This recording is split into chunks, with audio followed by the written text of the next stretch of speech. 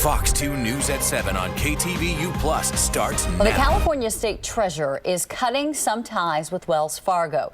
Now, this move comes after it was revealed that employees of the San Francisco-based bank opened accounts for customers without their knowledge to meet sales goals. KTVU's Tom Vakar with the sanctions outlined today. Sometimes enough is enough. State Treasurer John Chung announced today that for 1 year, it's suspending its main business relationships with Wells Fargo Bank.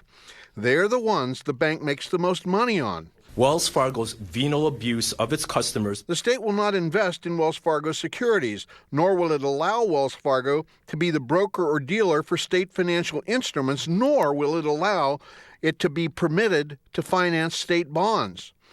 Chung says he will also work with the state's teacher and employee pension funds to force the bank to clean up its act on peril of losing $2.3 billion in fund investments. And if there are any more shenanigans, the sanctions may escalate up to and including a complete termination of our business relationship with the bank. Chung is also appointing a blue ribbon panel of people from business, academia, government, and consumer advocacy to formulate recommendations to state and federal legislators and regulators. The former dean of the Golden Gate University School of Business says Wells Fargo and its top executives are at great risk now. This is something they've got to clear up, and they've got to clear up by more than just saying we're sorry and this doesn't represent our culture. The question really before the House is, what is Wells Fargo culture? And he says Wells has surely brought the wrath of regulators down on the entire megabank business. The next sort of steps here are going to be for authorities to look at all banks to see if they're doing this. Integrity and trust matter. Wells chairman and CEO testifies in front of the U.S. House of Representatives tomorrow, providing, as a couple of experts have told me, he is still in one of those two positions. Tom Vakar, KTVU, Fox 2 News. Joining us now is financial advisor Richard Del Monte. And Richard, will these sanctions have any effect on consumers who are Wells Fargo customers? Well, we can hope that it changes the bank's behavior and that they will, stick to their knitting and do the right thing, treat people right, and stop violating people's trust going forward. But beyond that? I don't think so. I mean, if you look at the stock price today, it was actually up, up 0.5%. So. What does this do, though, to Wells Fargo's bottom line?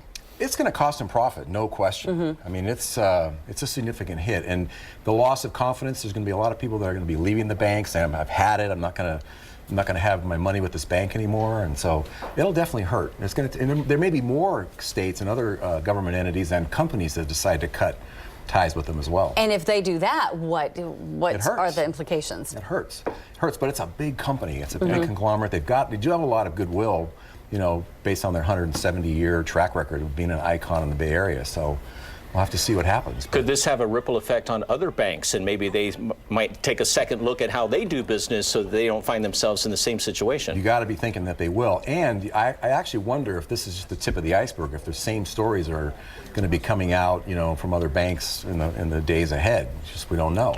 Because we know Jamie Dimon got kind of in trouble for things that he did at Chase. Right. And this is the first time, though, you had a CEO of a bank like Wells Fargo who got the clawback. He had to give up some of his profits and his bonuses and so on.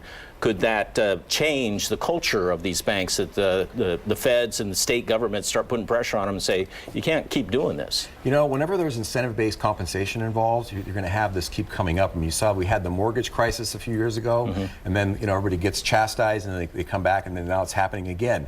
So it's just anytime people are getting paid commissions to sell things, you're going to have it just keep coming up over and over again. It's just part of the business. And plus you have the employees who were terminated because they didn't meet these sales goals. There's talk about a class action lawsuit against the bank over this as well. And there should be, because that there wasn't just something that was one guy, a very small group.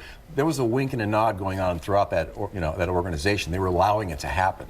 Yeah, and the state treasurer today, I mean, he really went after Wells Fargo. He said, how can I entrust the public's money with this bank that's basically taking advantage of the public? And he's right. And the bank needs to be, people are outraged by this happening. And so the bank, now it's time for the bank to take its knocks. They're going to get, John Stump's getting hauled on the carpet by Elizabeth Warren.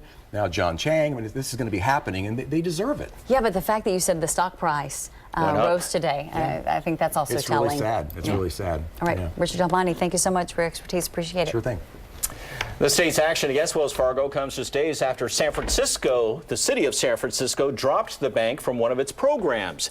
Bank on San Francisco helps low-income people and those with credit problems open checking and savings accounts. San Francisco Treasurer Jose Cisneros said that given the fake account scandal with Wells, he can't guarantee people that their money will be safe there. Cisneros is calling on other cities around the country with similar programs to also dump Wells Fargo.